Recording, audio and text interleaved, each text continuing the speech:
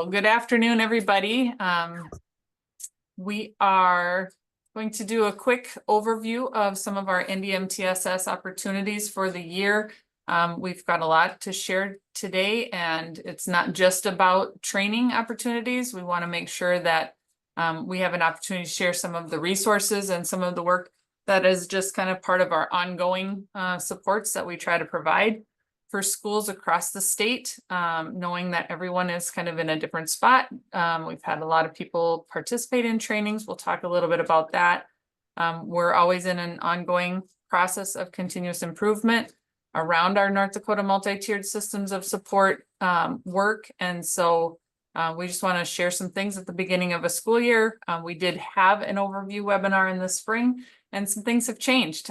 We've lost a staff member. We're gearing up for some other things in terms of launching a new website, partnerships. And so we just want to really use today to provide kind of an update of where we're at and the work that we're going to give it our best effort to roll out. So I'm going to share my PowerPoint here, and we will share this out with everyone at the end too. So let's see here. Welcome to everyone. I know we've got folks from across the state, which is awesome. We've had the opportunity and the good fortune of, Brandy, am I sharing? Mm-hmm. Okay. It's not outlining my thing. Of working with you over the years. And so it's nice to see your names and familiar faces. So here's our familiar faces. Hopefully, for some of you, you've gotten to know us, and for those who are new, welcome. We're down to 2 in terms of NDMTSS leadership. We've got some different folks. One of our long-term collaborators, Cheryl Hogarth, had been with us for about 6.5 years, and she took a job in the schools, going back and putting everything into practice that we've been talking about for years and years. And our other co-conspirator, Kayla Durkin, out of the CREA, is staying home and with her twin boys this fall. So it is down to the 2 of us. So I am Jennifer Glasheen, and my role here at the Southeast Education Cooperative is the Director of Teaching and Learning. I am also the state director at this point of all things NDMTSS, and my partner in crime is Brandy Euland, and she is one of our school improvement and professional learning specialists here at SEEK. And she is also kind of the solo NDMTSS coordinator. So between the 2 of us, we're going to try to bring you some good opportunities this year and continue this work. And we know that the only way that this happens is by the partnerships and the relationships that we have created with all of you, because in knowing what you are doing, what you need, that's how we can move things forward. So today we're gonna just kind of share it again with some of you. This is maybe a few new words and a little bit tighter on this whole purpose and direction that we have. For North Dakota's multi-tiered systems of support, but it really truly is a framework designed through the lens of continuous improvement. This is a continuous improvement process, just like your cognitive reviews, your writing of your strategic plans. This is continuous improvement, and we help to guide schools, districts, and all educators through this to ensure that each and every student has access to learning experiences that enhance their educational outcomes. Our mission within our NDMTSS work is to empower schools to support and prepare North Dakota students for success. Over the past 10+ years now, we have had the opportunity, like I said, to engage with over 110 school districts. More than 224 schools have participated in some form of NDMTSS trainings. Obviously, in 2014, the landscape of North Dakota education looked a little bit different than it does right now. We weren't using terms like Tier 1, Tier 2, Tier 3. We weren't talking about diagnostic assessments. We were just on the cusp of talking about standards and standards-based education. So, and we didn't have the science of reading, the science of math. We hadn't delved into a lot of these things that actually are part of our vernacular and the things that we talk about within the work that we do now. So I just put this up here just as an example that this is affecting or has been implemented in schools across the state. Now, when I say that, it doesn't mean that anybody just did it and then check all these schools off. Because again, if we're really truly thinking about continuous improvement, this is a process, and we're going to talk about the trainings and what we've done over time. So again, just kind of setting that out there as far as the schools that have engaged to this point.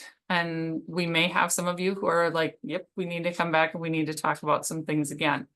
So with that, truly we build all of this work off of our beliefs that if we have effective systems that are able to support both teachers and students with excellent evidence-based instruction and interventions, and making sure that we are using our resources to the best of our ability. That includes time, money, people, all of the ideas, really utilizing those resources that we have within our schools. We believe that we can create effective systems that then impact those effective schools that can then maintain and communicate that purpose and direction that is truly committed to those high expectations for learning.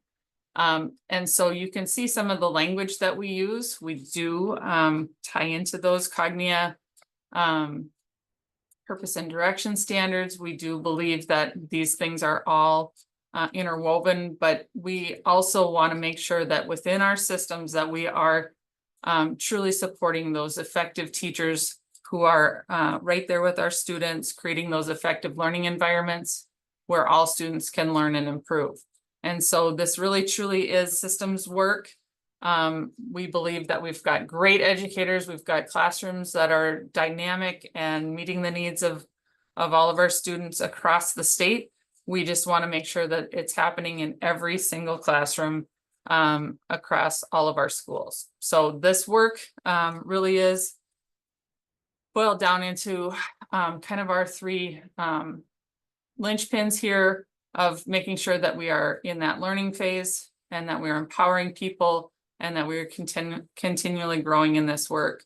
So our commitment is to ensure that we have training and resources and supports that allow you to learn, be empowered, and grow in your leadership by establishing processes for your teams, including looking at data, that we systematize things to ensure that there's protocols, just a way of doing things, especially for using data to inform decision making. That means we have to have really good assessments that give us really good data so that we can make good decisions. Otherwise, if we're using data or assessments that aren't valid and reliable, we could be making decisions and allocating resources in ways that really aren't going to give us our biggest bang for our buck.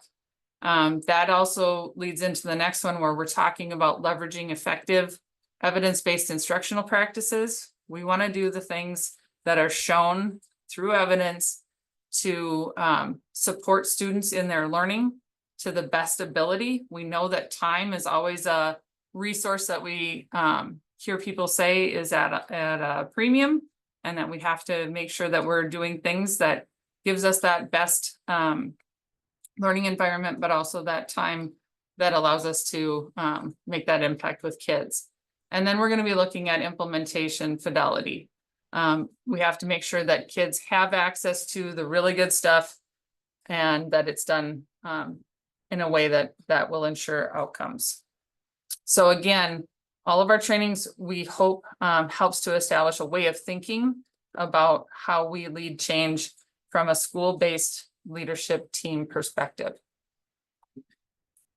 Again, we didn't just make this up. I do want to show this and I want to share this.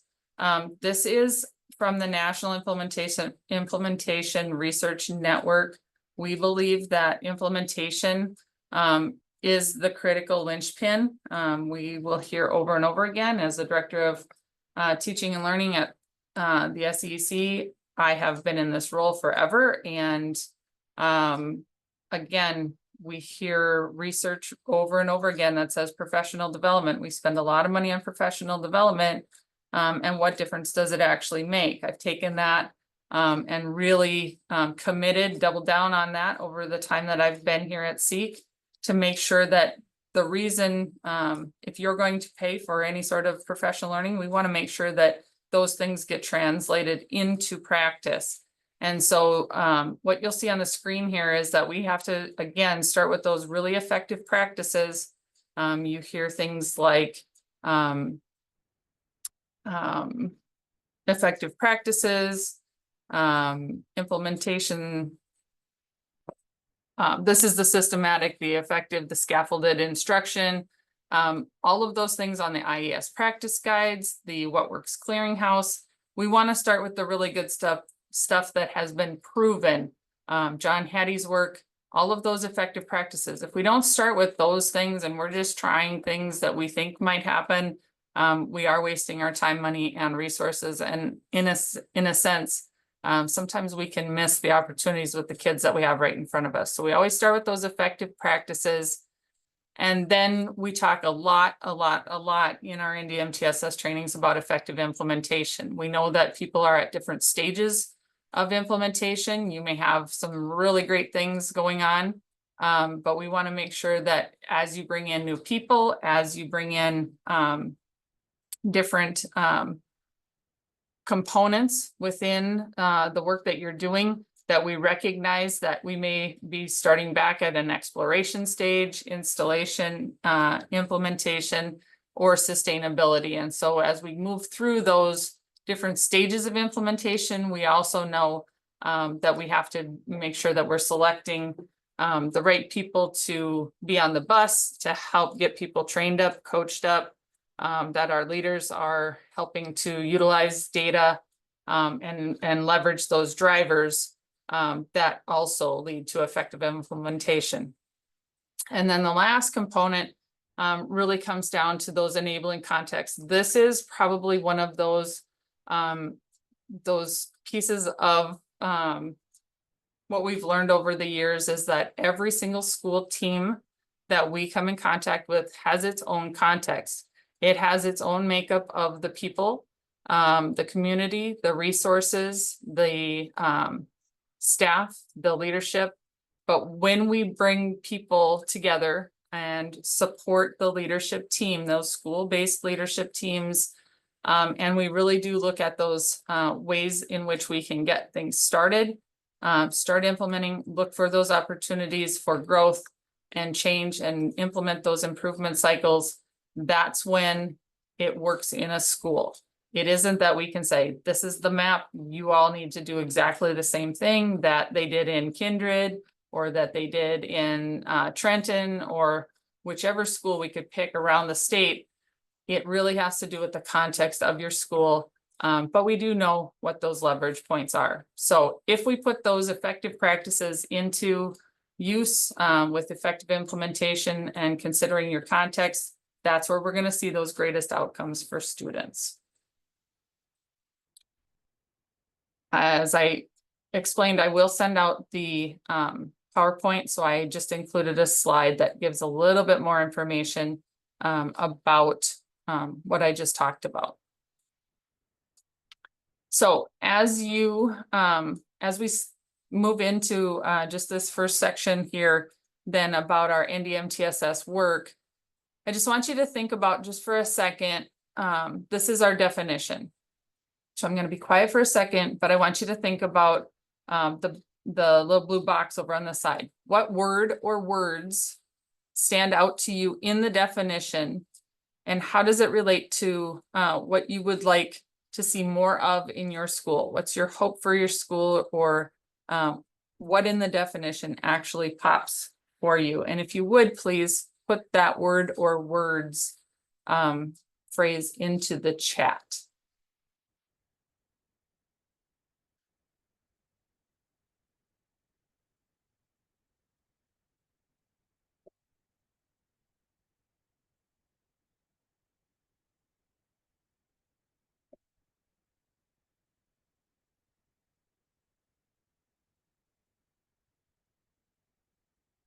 You can see some folks starting to put some different things in the chat here. Resources, match to student need, improve student learning, student need monitoring, consistency, Teresa, nice job. Implementation of effective practices, meeting kids where they're at. Sarah, I like that focus.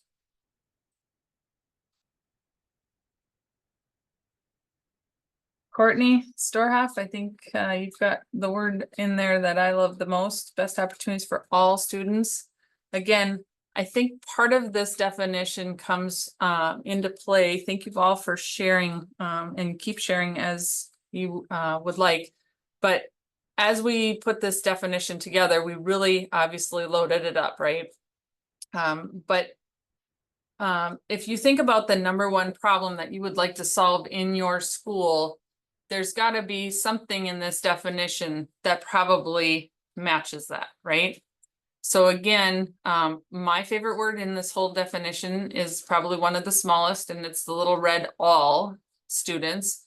And I think that there's a misconception sometimes when we talk about multi-tiered systems of support. Yes, we're talking about tiered instruction. Yes, we want to make sure that that's high quality. And obviously that's also going to involve interventions.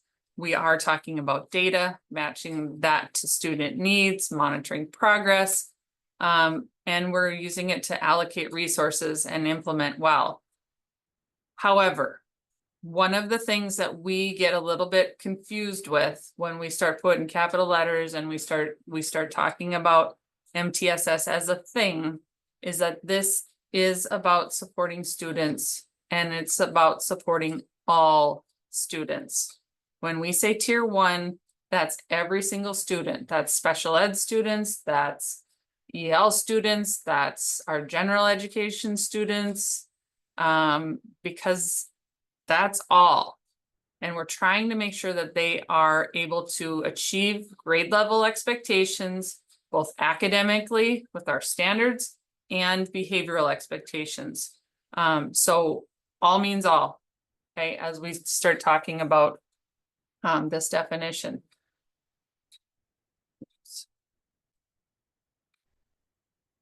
So the thing that we need to remember is that this isn't just for some students, okay? We don't have MTSS students. We don't have students, we can't MTSS a student or RTI a student. Kids don't test into or exit out of MTSS. There is criteria for database decision-making, and we'll talk about that a little bit more in a little bit, but we utilize our data to determine who needs what. And if we do it well, we make sure that we are documenting our processes. Again, you can hear the Cognia language in that. But we have a data trail. We have a way and decision-making protocols that allow us to make decisions about who needs what in instruction, how we need to intensify that instruction on any given day. This can be differentiation at tier 1. This can be an intervention or small group instruction in our intervention time. This is not content specific. A lot of times people think that MTSS is only around math and reading. We could pick, again, I had up there, you know, if you had to pick your number one challenge that you have in your school right now, we could boil this down to, okay, what is the core understanding that everyone needs to have about that issue, whether it's attendance or choice ready or behaviors. It could be teacher retention. We could tier our supports for any of those things. What would everyone need to have? What would some people need a little bit more instruction in? And what would a few people potentially need as additional supports to truly understand the issue that you have? So again, as we dig into our system of support, we really are looking at all of those things. If you look, we really like this definition or this picture. It's not necessarily ours. It is character strong, but we like the picture of the umbrella because this really represents an integrated MTSS in your school, where you've got a multi-tiered system of support that also addresses academics, social, emotional, and behavioral supports, which you can see right in the center then addresses the needs of the whole child. Okay. As we look at our trainings, you'll notice that we've got some trainings that develop our systems in some different areas. But again, these core pieces on the outside of an unwavering focus on student outcomes, which we just talked about in terms of implementation science, that we have a continuum of supports. That's our tiered, layered support system. That we are making sure that we are doing things with fidelity, and we have measures such as the benchmarks of quality, the self-assessment of North Dakota, MTSS that we use to make sure that our teams are staying on track, but also we have other tools that we use to make sure that our instruction is solid at the different tiers, and that we are using that data to drive decisions.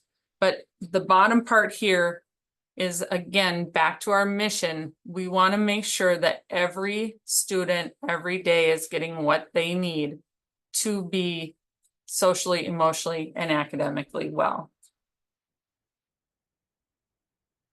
Schools that we've seen that have been very successful at supporting a system of support that is very much integrated into the fabric of what they do have some of these characteristics, or most of these characteristics, in terms of a systems-wide approach, not isolated groups, but also those strong instructional practices and leadership on multiple levels, high expectations for achievement and success, which means that we expect all students, regardless of disability,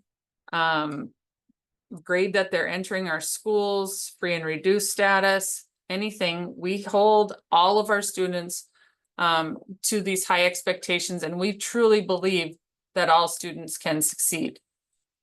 We also see that we have effective instruction and interventional programs at all levels that are tending, again, to that integrity and fidelity, that we are making sure that we have alignment of our curriculum expectations, materials, instruction, and assessments. This is a place of growth right now as we continue to work on implementations of some of our science of reading and science of math work right now. But again, in all areas, that alignment is very important.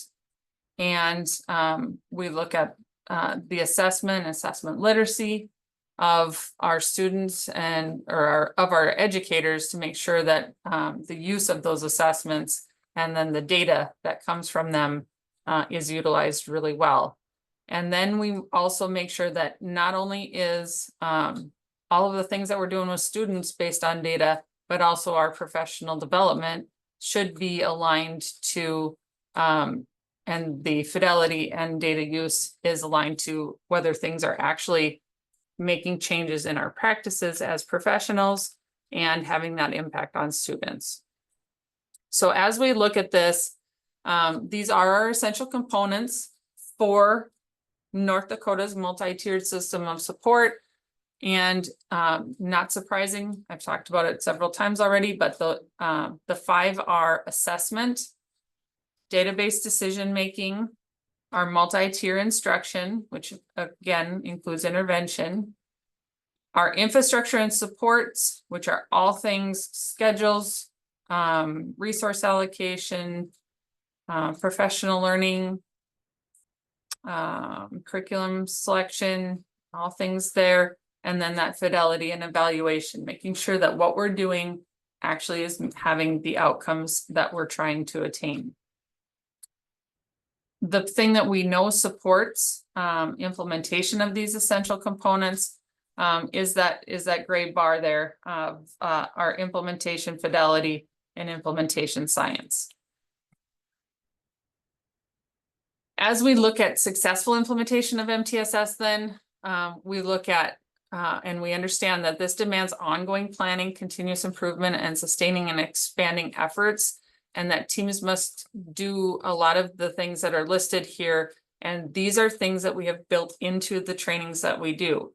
So we always are looking at what is our current capacity and readiness, and we're going to talk about some changes that we've made to our training pathways this year to help and support even further that piece in particular, that we know that we need to help and support the development of plans for ongoing professional learning. We always want to have these things connected to the structures and processes that you're also going through in terms of evaluation, review of your implementation, that continuous improvement process.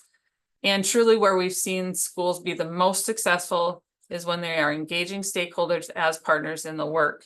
And that's everyone from the superintendent to the families and the students in this process.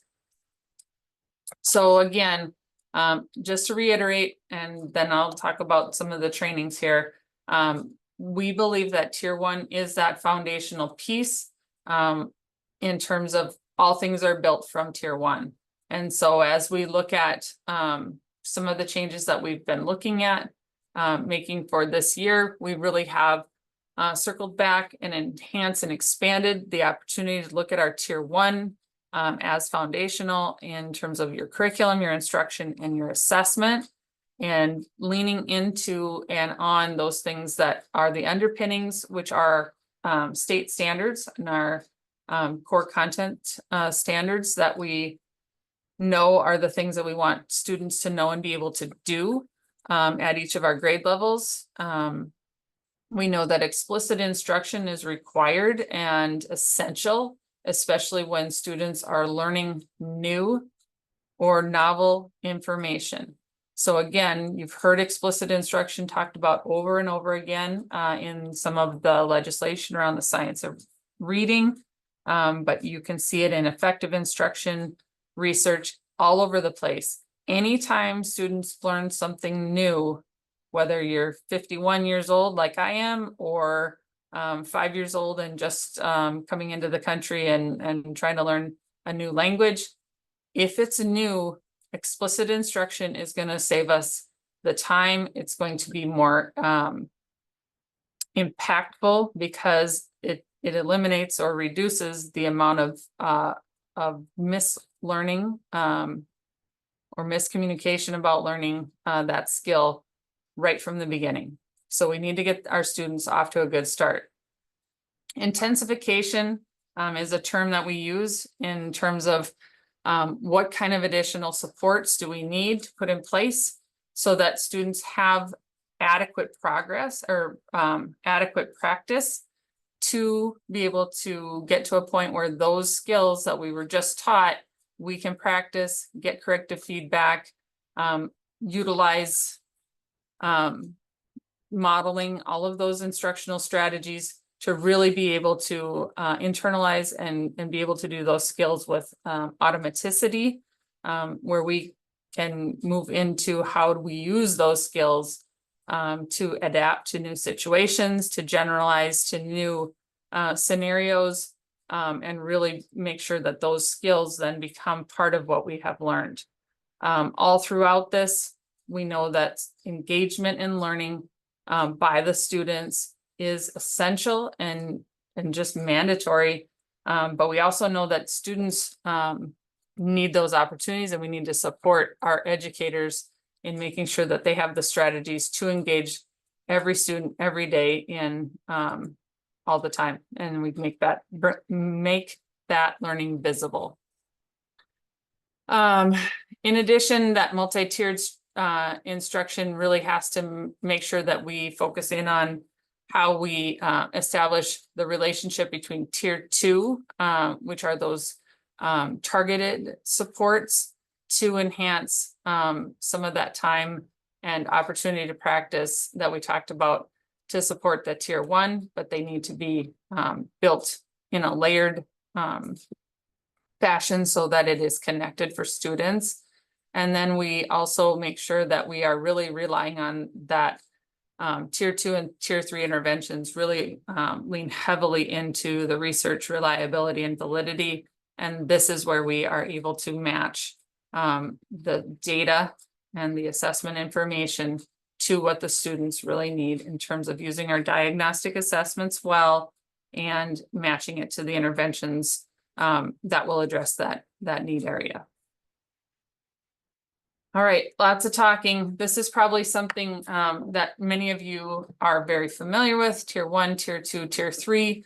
But you can see on the left side versus the right side, I just wanted to put this up here so that you could really see that it doesn't really matter if we're talking academics or behavioral systems of support. We still have those layered systems, that tier 1 as the core for all students, and that it is preventative and proactive. This requires really great teaching and an intentional planning process to make sure that, again, those standards and those behavioral expectations set that foundation and that we build on that. And if we do a really great job at tier 1, we should be supporting most of our students most of the time.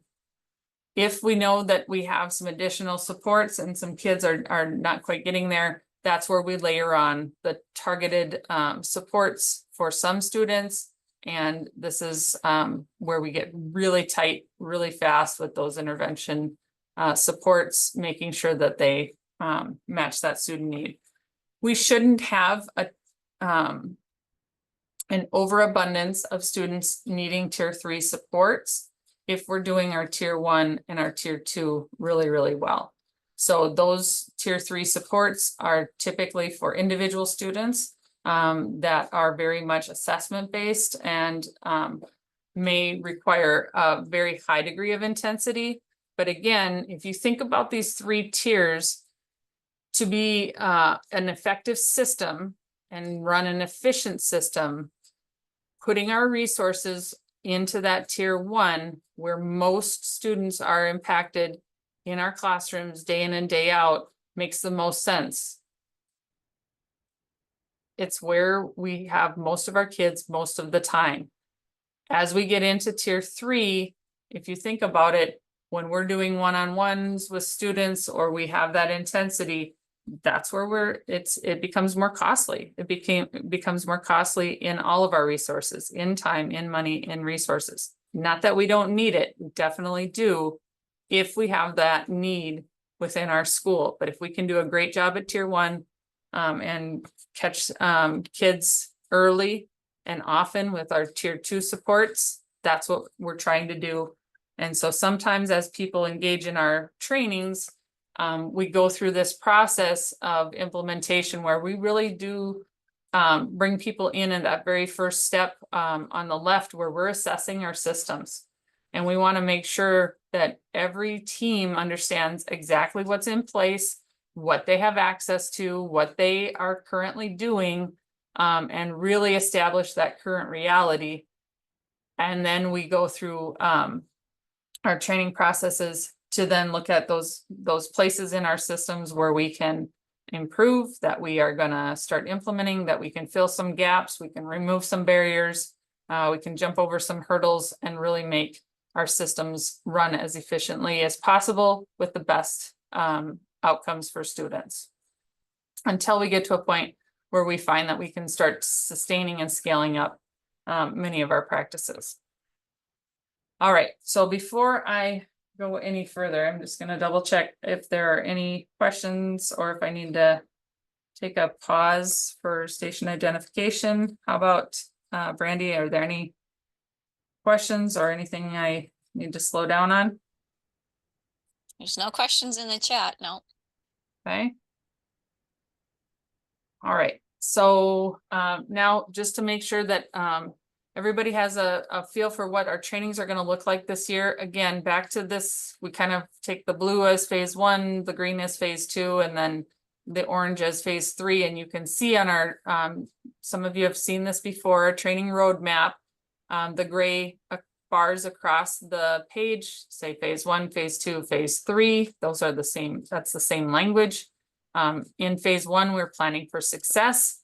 And we focus on really looking at, again, and assessing where we're at right now and building the infrastructure necessary to support that MTSS implementation. We do a lot of assessment audit, curriculum audits, intervention audits. We do a lot of just looking at your needs as a school team and identifying your priorities and establishing that vision. And we do a lot of those pieces. So on the left-hand side here, you'll see it says academics down the side, and on the right, we have behavior. So these really are our phase 1, phase 2, phase 3 trainings that we take people through. And this is what I just want to say. So if you have been a school who has been through MTSS trainings, but it's been a while, it has been a few years, you've done some of our academic trainings and then went to behavior, and now it's time to just touch some things up. Again, as a continuous improvement process, we really have spent some time redeveloping some of our trainings into the one that you see at 1A. And so I'm going to talk a little bit about our NDMTSS foundations, our system change and refinement opportunity for this year. I will just tell you, my own schools in the SEC area, a lot of them did trainings early in that 2014, 15, 16, 17 years. We've had continuous participation, but we know that we've had administrative change, we've had teacher turnover, we've had COVID, we've had all kinds of things going on over the past several years. And sometimes you just need a shot in the arm, and you just need to bring a new team, the team that you are working with right now, and you need to go back through this. So this year's training, this NDMTSS Foundations System Change and Refinement, does start in person October 8th and 9th. That's the first 2 days.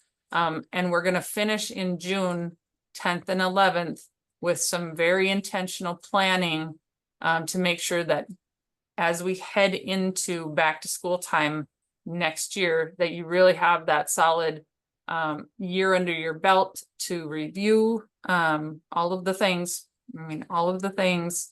and go into the year with a really good plan for installation, kind of readjusting your system of support. We know we have a new assessment system rolling out in our state. Those will be those kinds of topics, but we do want to give people who really just need an opportunity for a year of review and growth, this opportunity this year.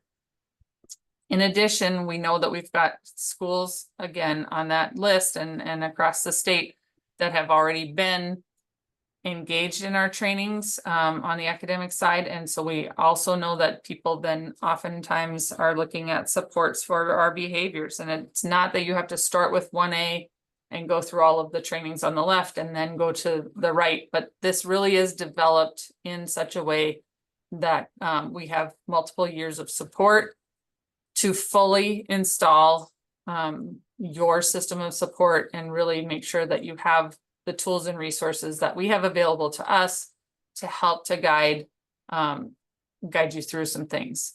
The things that we try to provide and support our school-based leadership teams with, and that we build into all of our trainings, is really that opportunity to build your leadership and your teams and how they function. So we really facilitate that throughout the trainings. We're trying to always build knowledge by making sure that we're going out, we're finding some of the additional supports that you might need for what you have going on in your schools. We have strong connections with the National Technical Assistance Centers for both MTSS, for special education supports, for the behaviors at the PBIS Center, Florida PBIS. So we have access to a lot of materials.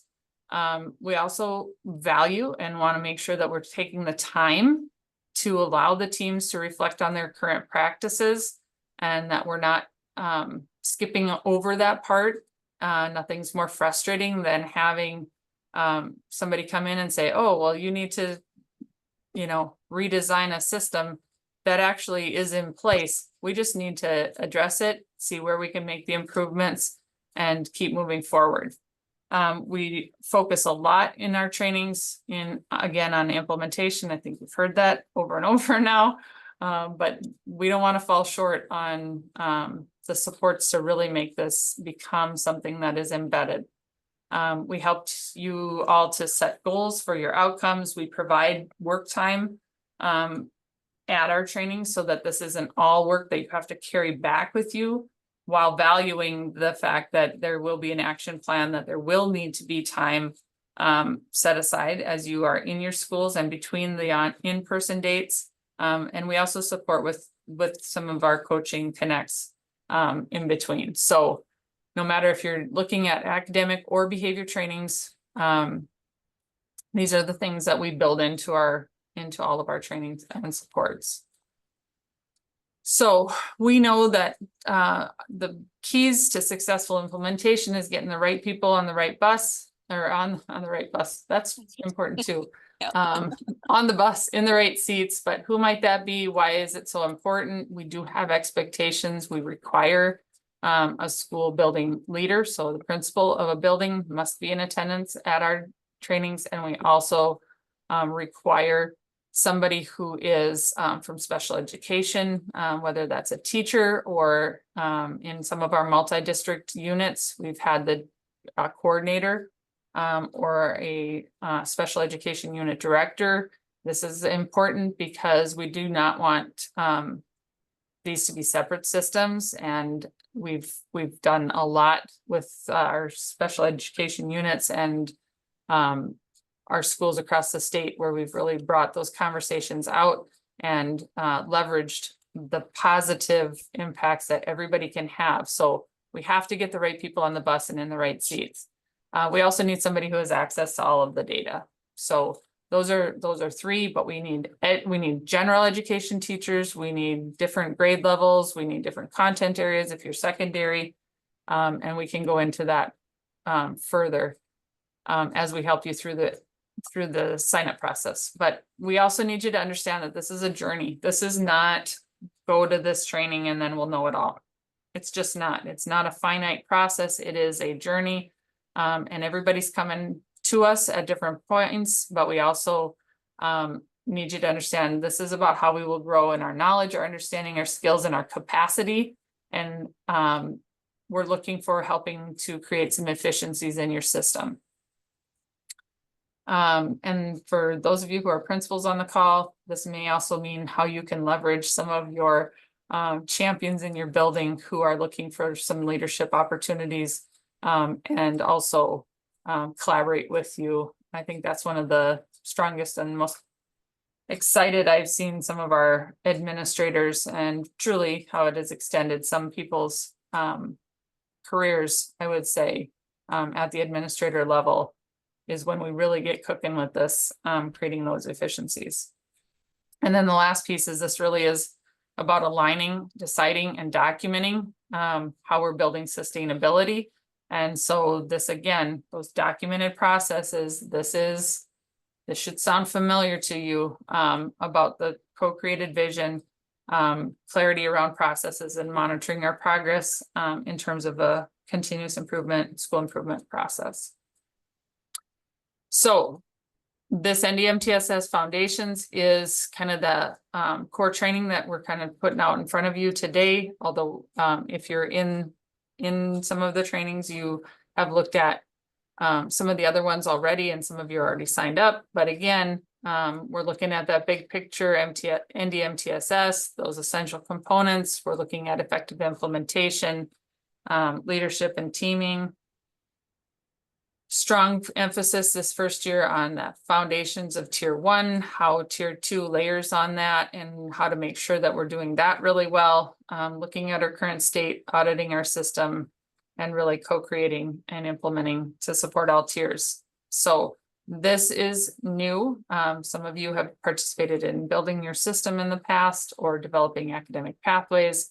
This is the kind of the mashup of those two. But again, giving some time into the spring to really set yourselves up for implementation, full implementation in the fall.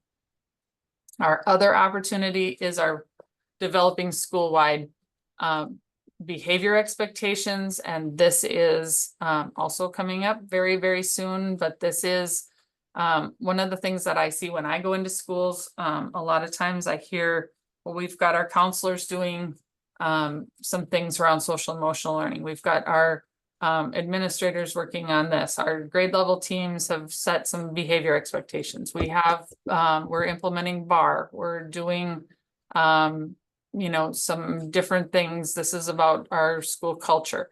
All of these things come together in our school-wide behavior expectations trainings, because this really is about making sure that we're very clear about what those expectations are, that the teachers feel supported in not only the system-wide and the school-wide spaces, but also aligning their classroom management and behavior expectations, routines, procedures, how we set up the classrooms, all of the things to support students' behaviors and allowing them to be engaged again academically in their schoolwork. So this is probably one of the best trainings that anybody could participate in terms of really supporting all of those contextual context, school culture, school climate pieces. So again, and really setting out all of the pieces in the system up to support all educators and all students and families. So we would also encourage that. And then we also have some additional foundations of behaviors, and I'll talk about that in a second. Brandy, anything else right now? Are we going back to the roadmap at all? We can. Okay. So one of the things is, and we'll attach this to the email as well after we're all finished up here, but if you click on the roadmap and then you click on the title of the training that you want to attend, it'll link right to the flyers, and that gives you all of the logistical information, dates, costs, objectives, things like that.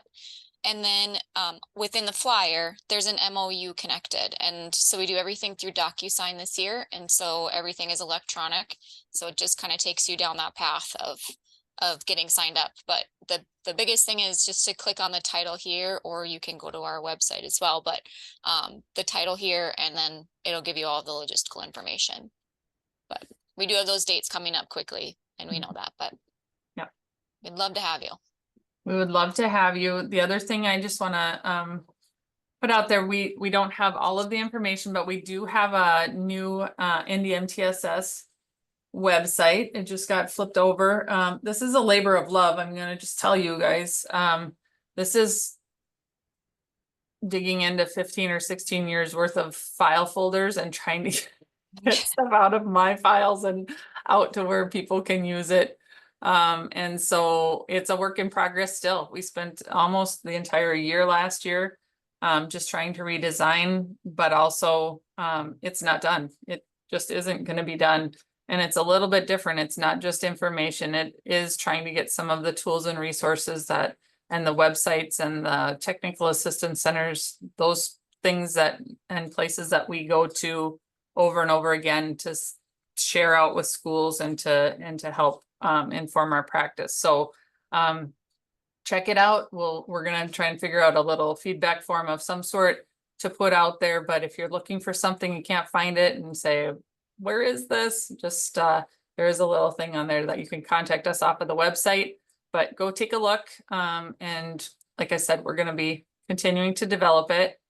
The second thing I did want to mention is that we do have a partnership with Behavior Advantage that we've had probably going on 6, 7, 8 years now. Some of you have seen some of these things.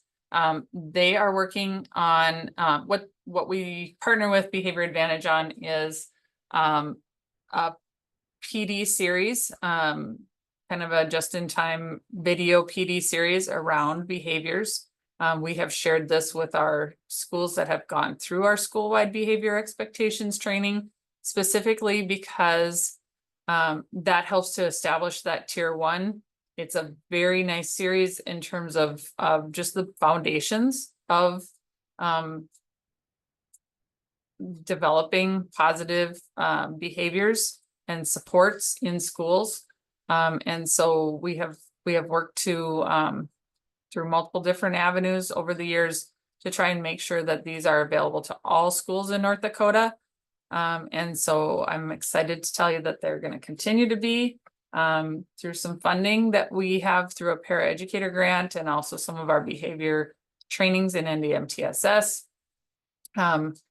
In talking with them this last week, they have an updated platform that is coming soon. So for some of you who have the Behavior Advantage PD series right now, you can be looking for an email, and we'll send out more information of how to get flipped over to a new platform. But Aaron is going to get us some of that information, and there are some nifty new features in there in terms of really having people go through it, even having some checks for understanding and some maybe we'll call it accountability, but just some ways to go through the PD series, but also to earn what we're going to call badges and things that maybe we'll start putting in our signature line of our emails to say that we've gone through and we really have done some of this. So it's going to be nifty, and we're going to get you some more information as soon as Aaron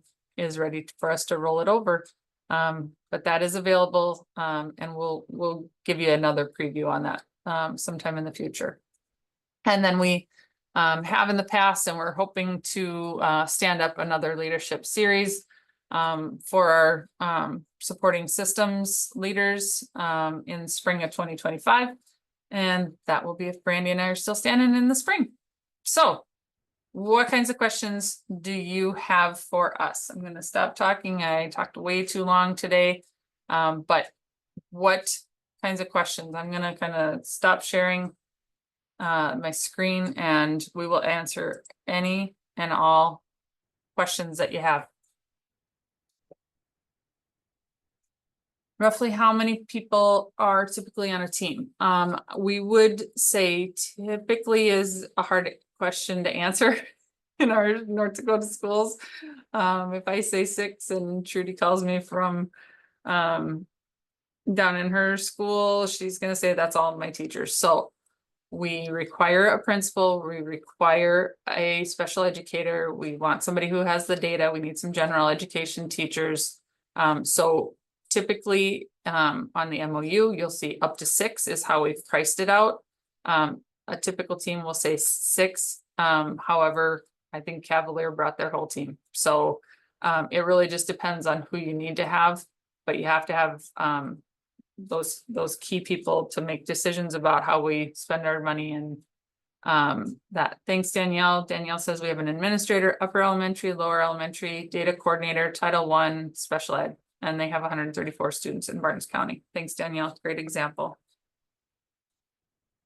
We have one of our schools that was at our MTSS conference, 8 Mile Trenton, who has the superintendent and both of their principals, and they have a K-12 team, so they have a handful more. They've been extremely effective at that leadership piece because they've got all levels of the system involved, so that's another piece. What other kinds of questions might people have?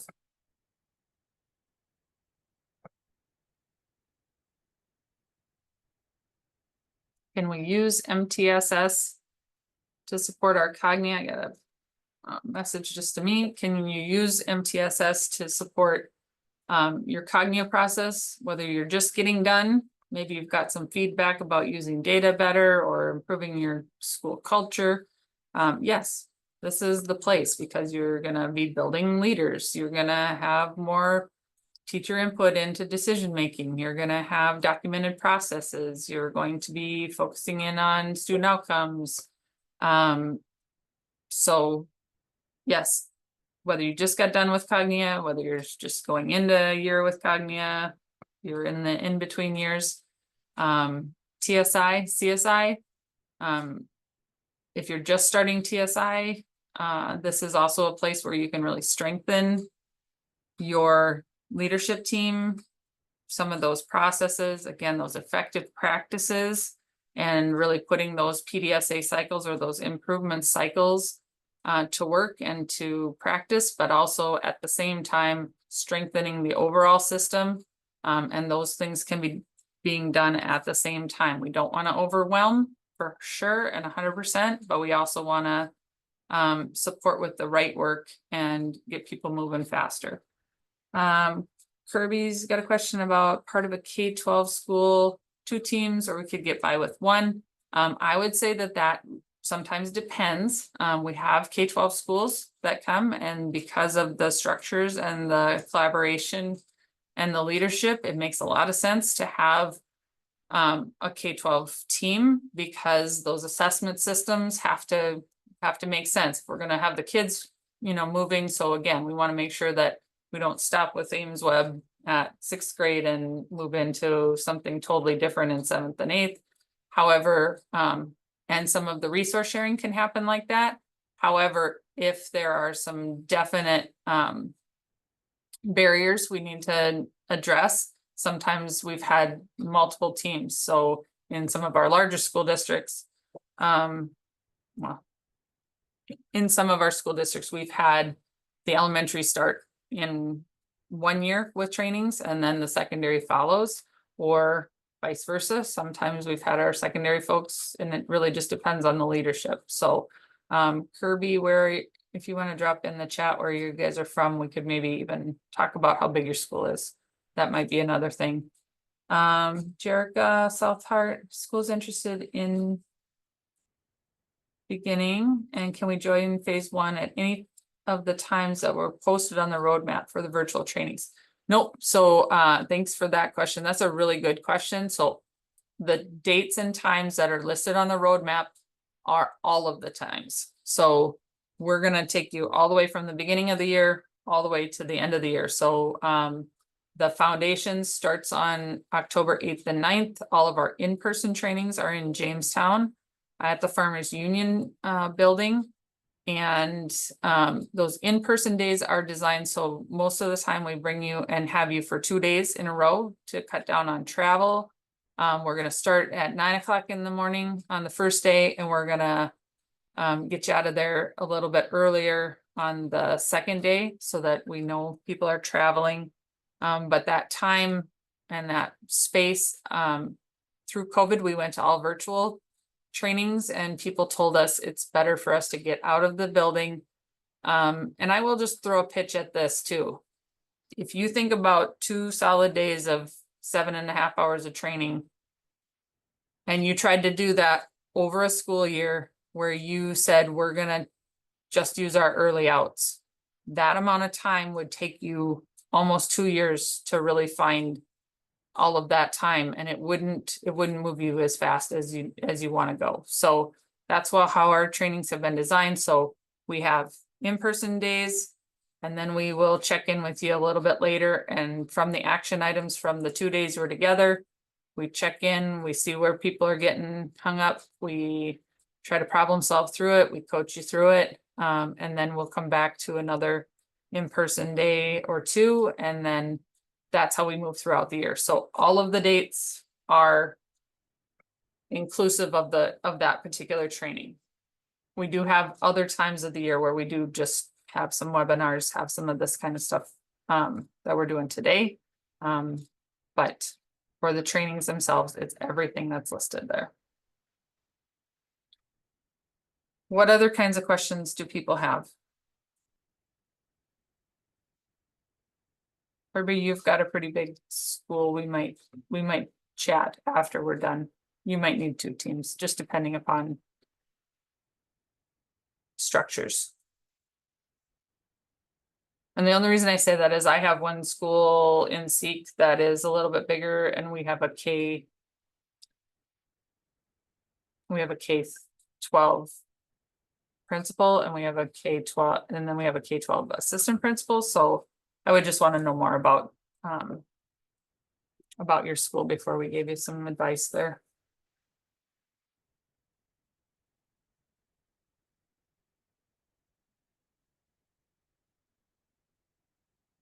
Anything else that people have questions about?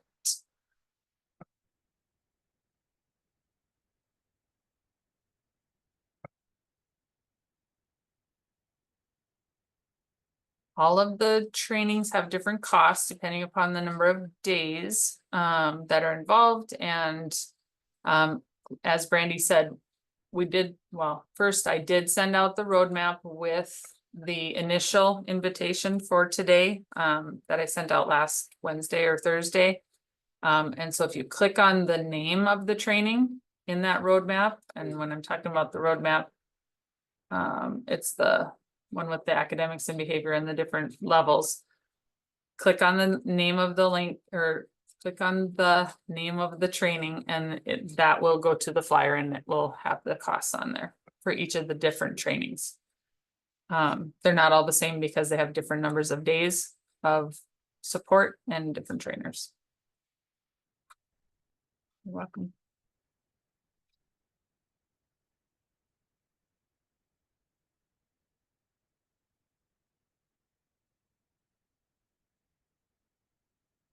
Other questions?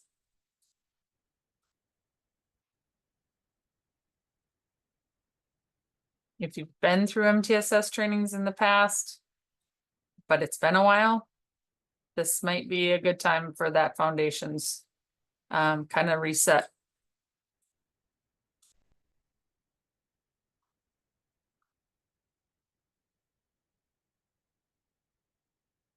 New to it, good time. New principal, good time. If you need any question or if you have questions, any answers, we're going to stop recording. Brandy, you could probably stop recording now. But Brandy and I will stay on and we're happy to answer